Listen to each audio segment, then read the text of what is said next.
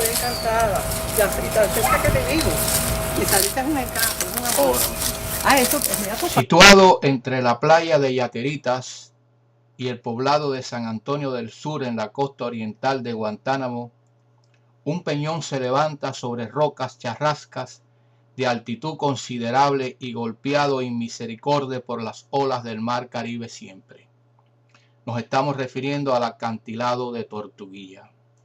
Digamos asimismo que comenzando la década de los años 1950, un reducido grupo de emprendedores y entusiastas guantanameros decidieron comprar las tierras colocadas sobre el propio peñón de pendiente pronunciada, caída al mar por un lado y por el otro una colina colmada de charrascos y escuálidas matas costeras.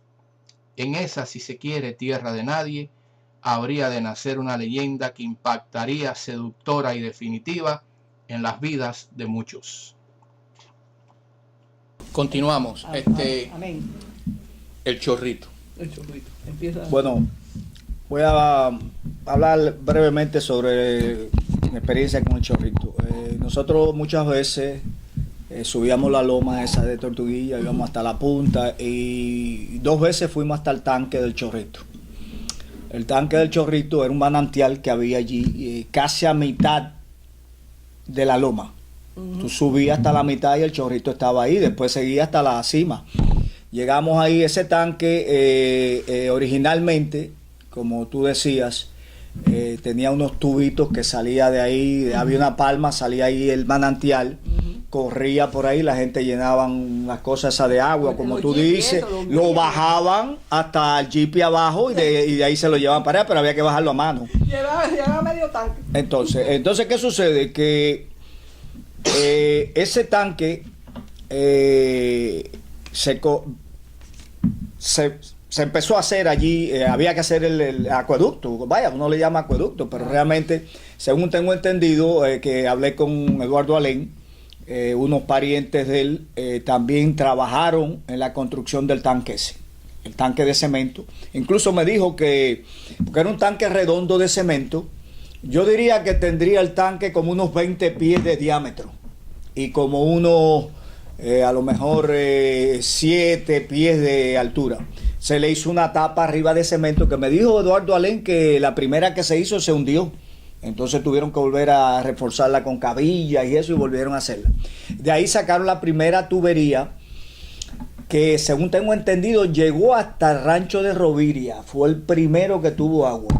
O sea que el agua bajaba de ahí, Claro, van y llegaba a Rancho Roviria, que era el dueño de allí o el primero. ¿El nombre que de Rovira era? José Rovira. José Rovira. O sea que de ahí empezó la tubería esa completa para todos los demás ranchos.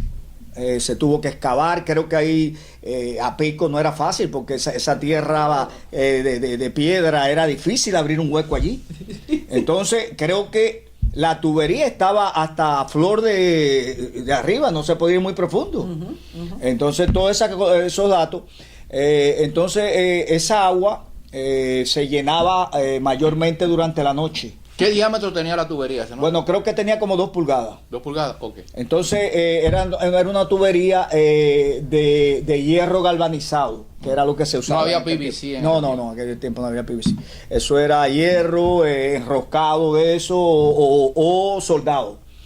Entonces, esa durante la noche, el consumo de agua no era ninguno, porque todo el mundo estaba durmiendo y se llenaba el tanque ese. Entonces, al llenarse el tanque, ya bajaba por gravedad el agua hacia abajo, o sea que no había ninguna bomba ni nada de eso. Allí no había bomba, allí no había bomba. Todo era por gravedad. Todo era por gravedad. Qué maravilla. O sea que no había ningún gasto.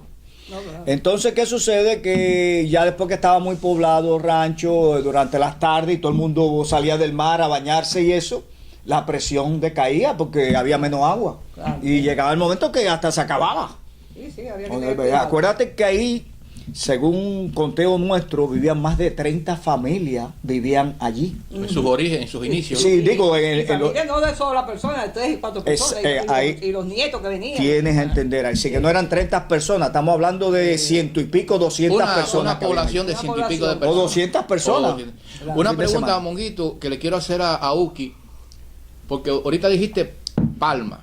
¿Cuál era la vegetación en esos charrascos que generalmente es bastante escuálido? Bueno, déjame explicarte. Había muchos cactus, mucha zona árida y con espina. Me recuerdo que si tú te caías de la lomita esa y rodabas, te clavabas por todos lados cualquier cosa. Había un trillo para llegar allí. Tú no, o sea, no podías ir por donde tú querías. Era un trillo nada más que tú podías ir. Es muy escabroso. Árido, vaya, esa parte seca, que es la más seca de Cuba, que es la parte esa de Guantánamo, le llaman vaya, la parte esa el Sahara, Guantánamo. Exacto, o sea, es desértica prácticamente.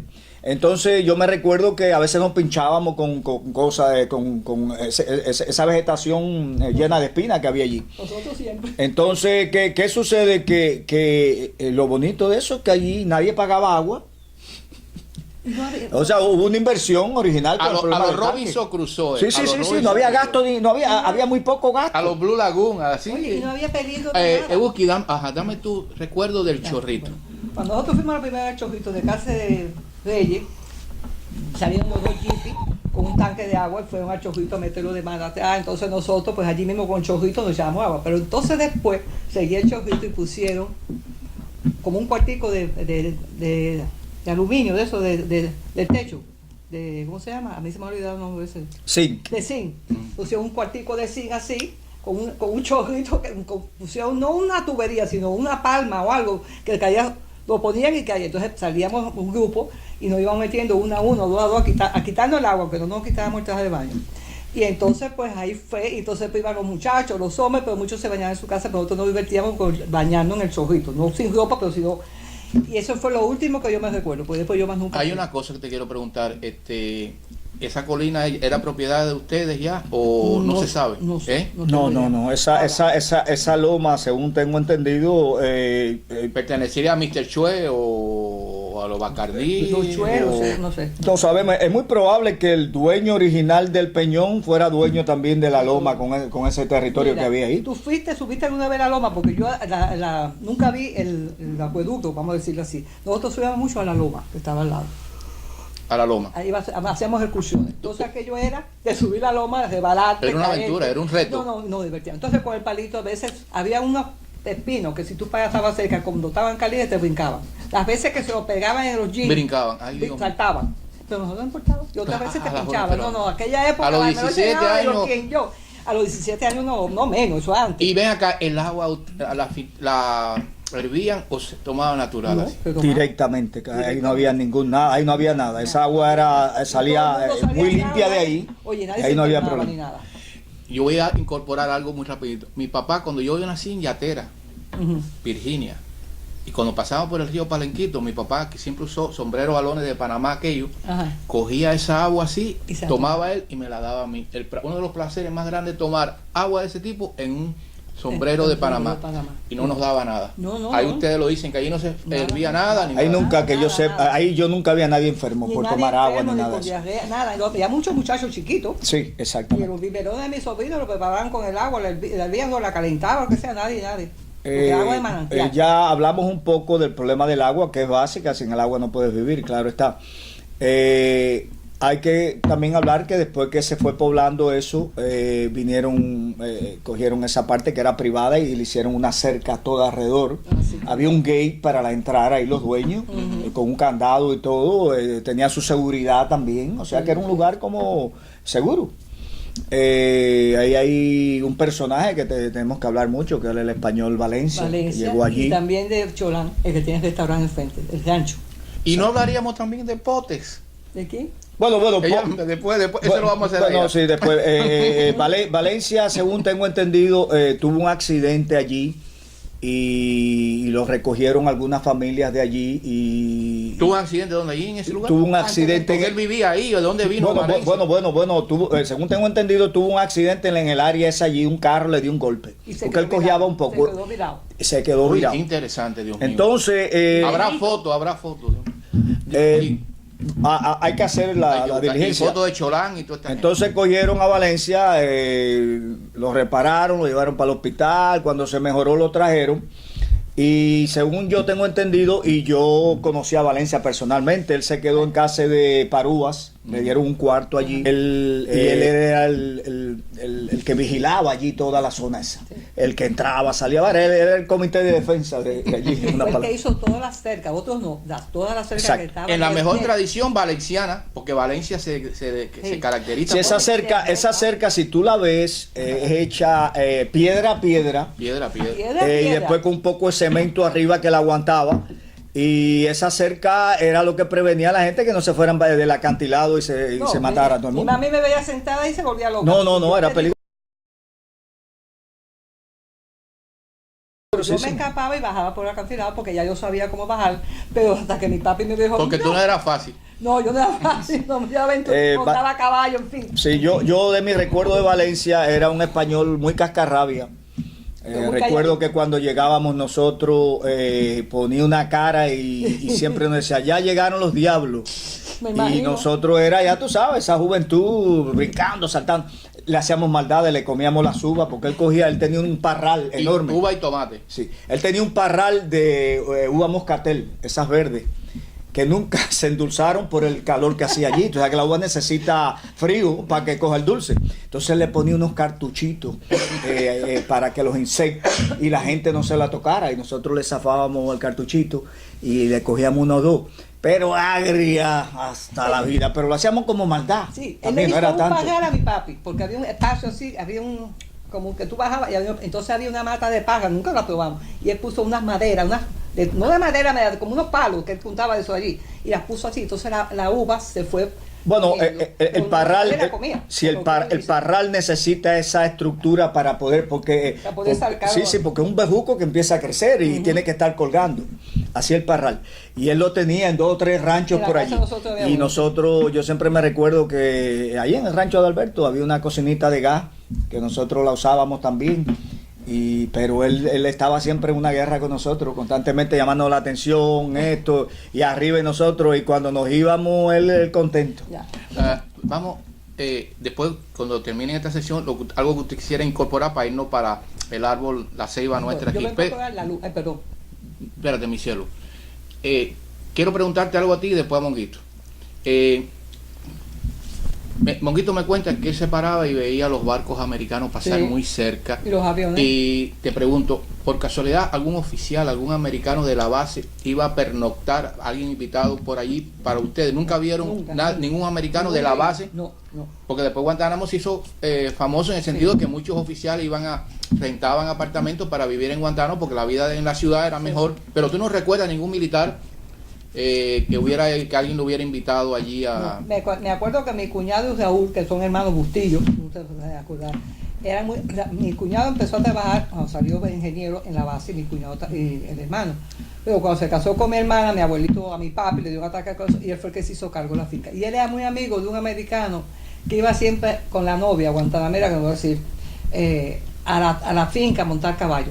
Ted, no me acuerdo el apellido, un americano alto, pero era tortuguilla jamás. Él salía de la base, venía a ver a la enamorada, no sé. Yo lo vi una vez porque otras veces iba y yo no estaba. Yo sé que iban a montar caballo, entonces iba a Campito. Campito, que lo fusilaron, claro que sí. El otro, ese que no me Campito, y ese otro señor que usted mencionó ahorita ahí, que tú mencionaste, que también tenía una avioneta. Gallego Pérez. El Gallego Pérez, Campito y David tenían entonces hicieron... Creo que el Gallego Pérez tenía un hotel en Guantánamo, ¿no? Ay, no sé. Bueno, ok. Y entonces, pues, para cambiar el tema, pero para decirte eso, que el americano que yo conocía siempre en Guantánamo, cuando yo estaba ahí, era Ted, y a veces lo veía si yo estaba de vacaciones en la finca, montando caballos, fastidiando en el avión y eso. Bien, ahora te voy a preguntar de la famosa poseta y después que algo que quería decir que tienen el tintero, Uki, para cerrar e irnos para allá, para ¿qué tú tenías que decir? Esa maravilla, el Pozo Negro, como tú le llamas. Bueno, ¿tú lo conocías? No, pero me volví loca cuando viene feliz. Cuando él me dijo, anda, digo, menos mal que yo nunca supe pero ese pozo. Porque estaba cerquita del muelle de los pescadores. Digo, fíjate, oye, Ramón, ¿y tú no tuviste miedo? Porque... Pero que el pescador submarino, imagínate. Pero imagínate tú, ese pozo yo nunca, ni se veía. No se veía. Y estaba ahí mismo en la playa, frente al rancho de... Sí, a unos metros. Sí, pero estaba para allá. Porque el rancho del Doctor Crea estaba abajo en la playita. Sí, había dos o tres que había abajo. Ajá. Moguito. Lo que tú comentaste sobre los barcos americanos se veían pasar en el horizonte, los destructores, portaaviones también pasaban por ahí a cada rato. Y nosotros siempre con mucha nostalgia veíamos esos barcos gigantescos pasar tan cerca. Y era para nosotros, imagínate, como una película. Entonces, también la emisora de la base, en los radios que teníamos de pila, entraba la música de aquella época, los Beatles, me acuerdo los grupos, los Monkees, Tom Jones. Esa música siempre la estábamos oyendo por las tardes. O sea que la influencia era grande ahí de la base. Los Monkees, Tom Jones, ¿quién más? La música de la época. De la época. Los Beatles. Que ya tú no la estabas viendo porque te habías ido. Sí, ya. estaban los Beatles. ¿En qué año fue eso? ¿En el 60 y pico? Te estoy hablando de 60 y algo, 64, ya mi hija había 65. nacido. No, pero la que tú a lo mejor hubiera oído en aquella época era a Glenn Miller del rock and roll. Rock and roll. O Yo Bill llegaba a Haley. Montana. Elvis Presley. Elvis Presley, Bill Haley, no, porque el padre del rock and roll es Bill Haley. Sí, pero yo no sé quién era, yo sé que nosotros bailamos rock and roll. Bueno. Nos íbamos a Guantánamo, íbamos al My Club, había fiesta, y Manolo González y yo bailamos rock and roll y la gente no hacían coro. Ah, no, eso hay que ponerlo de fondo. Esos años que estábamos allí, Ya yo no estaba ahí. los grupos estaban muy de moda. ¿Cuál es? Los Platters, todos esos grupos, los grupos estaban de moda mucho, los grupos musicales aquellos. Los Beatles también revolucionaron todo porque eran un grupo también. Pero me recuerdo mucho a Tom Jones con Pussycat, de esa lo tocaban constantemente. Mucho constantemente. Pero volviendo Al Pozo Negro. al Pozo Negro, Sí, sí. a Uki le Tirarse al impresionó pozo, mucho. tirarse al pozo. A Uki le impresionó mucho eso. Y le dije, Uki, "No, para conocer el pozo ese, tú tenías que hacer snorkeling o buceo, como hacíamos nosotros, o pesca, porque si de afuera era muy difícil tú verlo. Y con una máscara, necesitaba una máscara para verlo. Ya te digo, nosotros nada más llegamos hasta el muelle. Ese pozo era visible si tú conoces el mar un poco, porque desde la orilla te paraba y veía ese agujero redondo oscuro de un azul fuerte. Al tú ver ese pedazo redondo, Qué miedo. azul fuerte, tú sabes que ahí hay una profundidad, porque el resto es un azul claro. Y si hubiera sido un volcán y te lleva y explota. Bueno, pero vamos a hablar de algo más prehistórico. Eran Pero te estoy hablando, aventureros. te estoy hablando, si te estoy hablando de Yo me espanté de cuando que hizo eso. ahora mismo, si tú y yo vamos allí ahora y yo te enseño y te digo, tú ves ese agujero redondo, oscuro que tú ves allí, ahí está el agujero, porque el resto es un azul claro y ese era un Sí, por eso. oscuro. Entonces tenía que ponerte una caretica, e ir nadando unos 50 o 60 o 70 metros y ahí vas a ver el agujero que es simplemente una ventana en el mar, un hueco tremendo. ¿Viste ahí pececitos y eso? Eso adentro está poblado de Está bien. corales y vida marina. Y si tú te metiste en una de esas matas, te agarras y no puedes salir. No, yo creo Mira, que yo tú has te digo tú has que- visto muchas películas. Sí, no. Ellos llevaban cuchillo, llevaban... No, pero eso no trabaja así. Pero en unas palabras, lo que crea un poco de... Cuando tú te metes dentro del agujero, o sea, está en una parte baja y tú entras dentro, o está como en una suspendido o flotando. Yo diría que es un abismo. Mira, Y sí, tú miras un para abismo. abajo y entonces es distinto, porque es muy distinto tú caer en un lugar profundo que de momento estar en un lugar bajo y caer en un Bueno, lugar... hay otra leyenda en Yateritas donde entra el mar y está el río Yateritas, ¿no? Sí, yo me Yateras. pasé muchas veces. Yateras, que tú decías, no te tires para allá porque eso no tiene fondo. Yo me acuerdo de esas expresiones. A mí me decía, no se Pero, metan más bueno, los caimanes. mira, Nunca me Caimán, metí, nunca me metí. es decir, que siempre se creó una atmósfera de miedo, de temor, Yo nunca más me metí. avanzar ahí en ese Bueno, Era muy hondo, era muy hondo. Bueno, el río de Yateras... Dicen que ahora está seco. Sí, No, no, el río de ah. Yateras tú llegas y está el arenal, tú ibas caminando hasta aquí, de momento hacia así, caía, Sí, cayó un- que es donde está la presión del agua que Bastante hacia la parte profunda, y era profundo en el centro.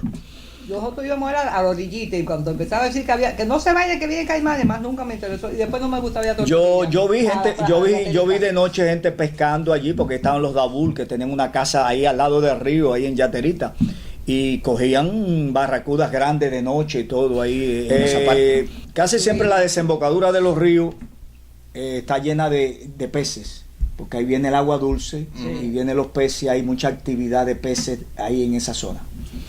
Pero sobre el agujero negro es único, porque yo hice mi research y se sabe que es de origen volcánico.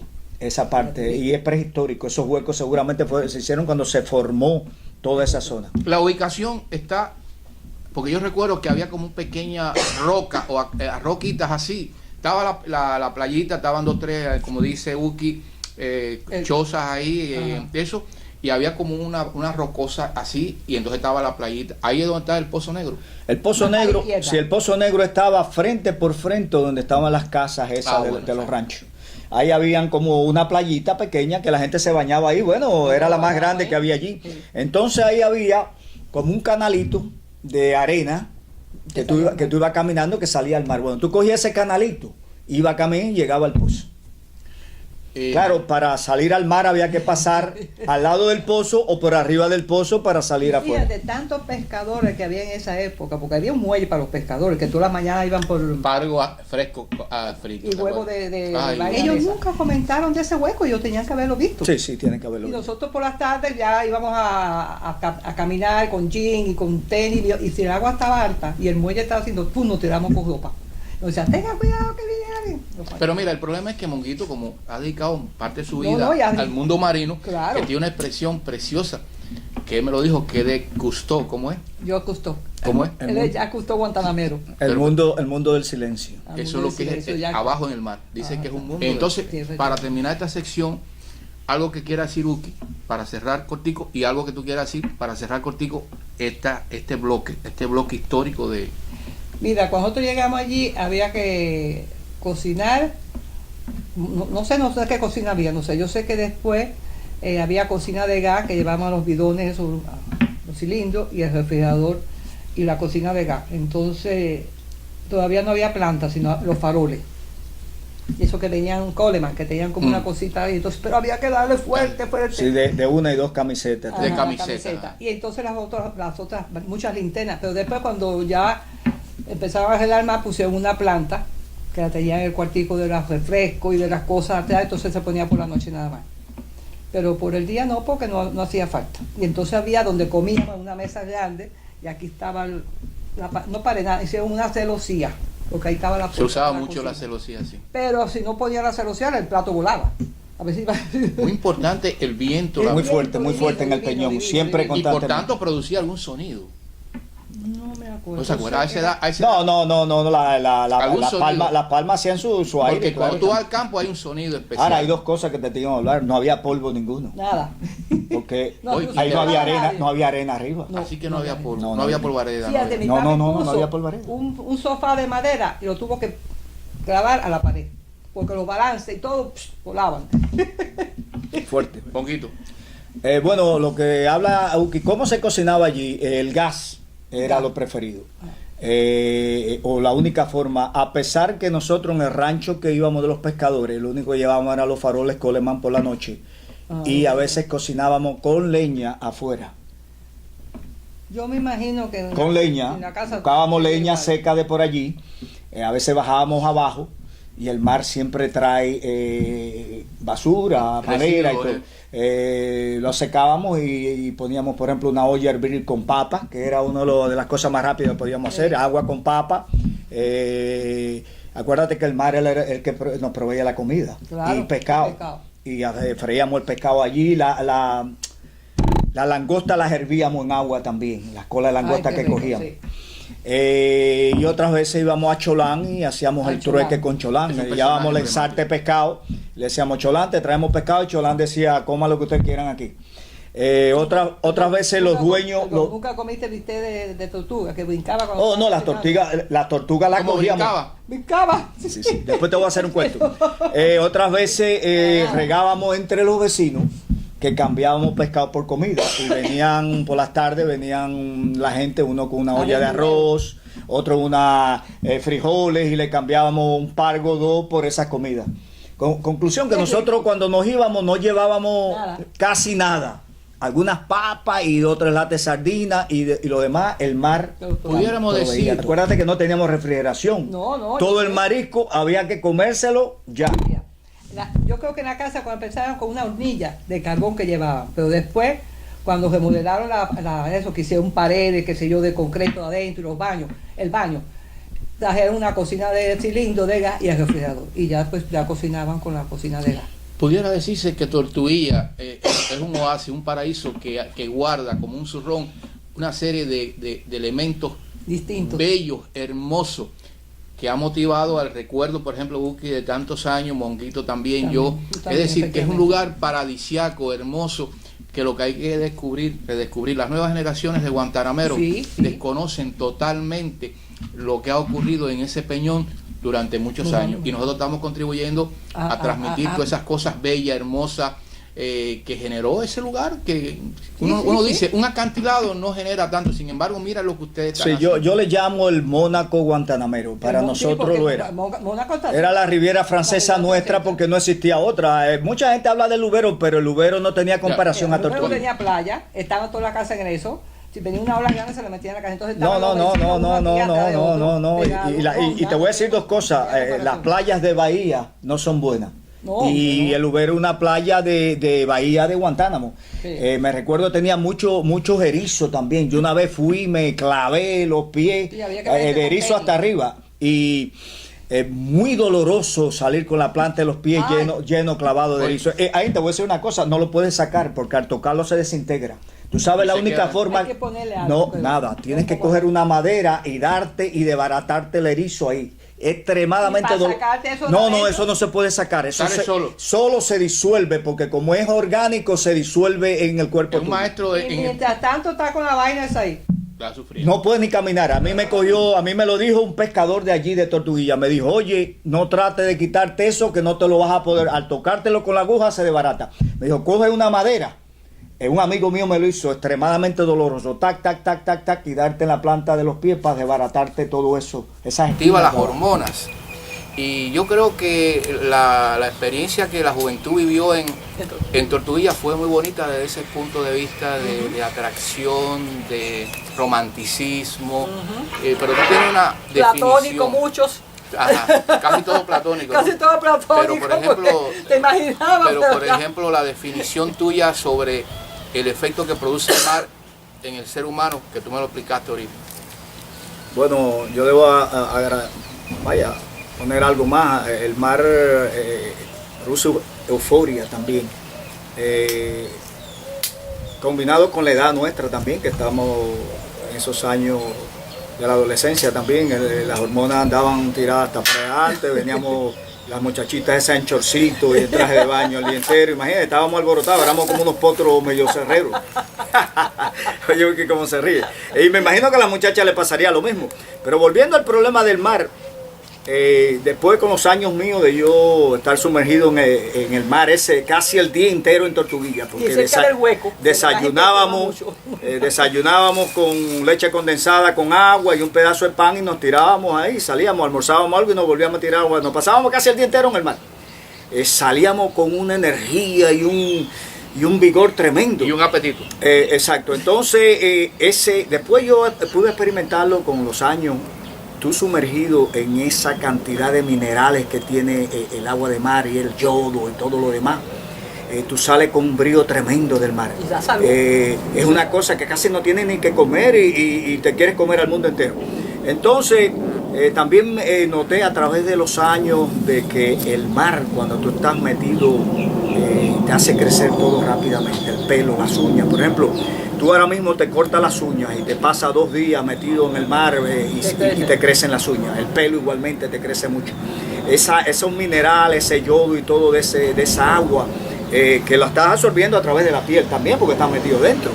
Te da una energía tremenda. Entonces venía el problema de las muchachas que nos reuníamos por las tardes, las tertulias con muchachas que iban allí, nos reuníamos muy sanamente, como tú dices, algo platónico. Y de vez en cuando nos cogíamos la mano y el caraje. Entonces también, acuérdate cuando uno iba de rancho a un rancho, había una oscuridad tremenda también. Y todo el mundo aprovechaba algo para dar un apretoncito. Pero y ahí surgieron los romances y por la edad también de nosotros, pero todo era muy sano y realmente fue una época muy bella. Seguramente Uki también puede hablar algo más sobre eso. Sí, ¿Algún tipo de choque sentimental a tu corta edad, 15, 14, 16 años? Como dice el poeta, el árbol de la vida siempre es verde. Sí, yo tuve... Aunque no vas a decir el nombre, No, pero vas a decir... un enamorado platónico, porque era platónico, porque nunca fui novia de él, que lo siento. Porque ya no está. Y ese era con él, pero no nada del otro mundo, sino estar en el grupo, ir a bañarse el grupo, a veces no estaba. Pero en fin, fue muy, muy divertido, no solamente por la persona, sino porque lo disfrutábamos, no pensando en el noviecito, ni esto, ni lo otro, sino disfrutar en grupo. Hacíamos fogata, subíamos la loma, salíamos a bañarnos en el mar, a caminar por los arrecifes, pero sin muchos sentimientos, pensar que ya, pero bueno, tenemos recuerdos, al menos tenemos memoria. El masmelo ese que se usa mucho aquí en la playa, allí no se llegó a hacer, poner el masmelo ese a asar ahí con la Yo candela. no me acuerdo, nosotros hacíamos la fogata y nos sentábamos alrededor a conversar, a hacer cuentos bobamente, porque no había cuentos de pillería, sino porque Bueno, ahora muy sanamente, y a conversar y a reírnos, y que si tú te metiste en el mar, que si la montaña que te pasó, o sea, todo era muy inocentemente. Bueno, te voy a decir algo que es muy importante en este momento donde vemos que las nuevas generaciones, la juventud, los hombres, las mujeres y eso, tienen una forma de disfrutar, de vivir, eso del árbol siempre es verde. En aquel tiempo se disfrutaba bien, de forma apasionada, pero diferente. Tú no notas una diferencia del hoy al ayer, como la juventud disfrutaba aquellos momentos, pero de otra forma. Bueno, claro que no. O sea, mira, yo crecí allí como fue, todo el tiempo no las vacaciones. Y no había nunca, ninguna fumábamos, los muchachos tampoco fumaban, no había trago, no hacíamos fiestas. Cuando fuimos al club sí había fiestecitas, pero no había trago, ni había, vámonos para la oscuridad. Todos hemos estado muy sanamente y muy del grupo. Muy de la época también. Muy de la época, a lo que voy, muy de la época. Muy de la época. Entonces venían, después yo me iba para los Estados Unidos y volvía ya de grande, ya a los 16 años me fui para los Estados Unidos a estudiar, porque antes estaba interna en La Habana, pero mi ida era, para mí Tortuguilla era Mónaco, era Bahía, Río de Janeiro. Siempre se ha hablado de la belleza del guantanamero, tanto el hombre como la mujer. ¿A qué tú atribuyes que en aquella época había tanta gente bonita en Guantánamo? Chicos, yo creo que en Guantánamo había mucha juventud muy bonita. Y el problema de Guantánamo es que tiene mucha pimienta, mucha sandunga, como se dice, que eso es una música. Y yo voy a veces manejando, yo te digo, yo ir. Y eso son muy agradables, muy simpáticos, no son chismosos, exceptuando de personas, tú sabes. Y todos se llevaban bien. Vaya, fue una época muy linda y muy sana. Se disfrutaba a plenitud. Ajá. No tenía que tener un trago para bailar un rock and roll, porque yo nunca tomaba, con mis hijos tomo. Y no tenía que tener un cigarrillo en la boca para divertirme. Y así eran todas, casi todas. Otras sí fumaban, pero eso no me importaba a mí. Yo no lo hacía porque no me gustaba. Pero no teníamos que tener, y siempre decir igual, tomarme un trago para bailar o en aquella época un rock and roll o lo que sea. Porque era muy sanamente. Y si te gustaba un muchacho, todo era, ay, sí, y este, todo tu lado. O con, ¿cómo se llama? Con lo que yo te dije ahorita, con que te mandaba. A propósito, una quiero renata. aportar que donde yo conocí a mi amor fue en Sara Priere. Sarita fue en Yaterita, estaba con Chapi, con todas esas personas. Y desde que la vi me deslumbró, estaba en un trampolín de madera que había allí y mi expresión fue: ¿cómo está Baracuesa? ¿Acuerdas que decirle Baracuesa a una muchacha era un poco peyorativo? Sí, claro. Un poco de sorna. Sí. Con esta aclaración y termina el primer capítulo de una serie de Tortuguilla, El Peñón, el acantilado mágico. La cantidad, efectivamente. Muchas gracias a todos.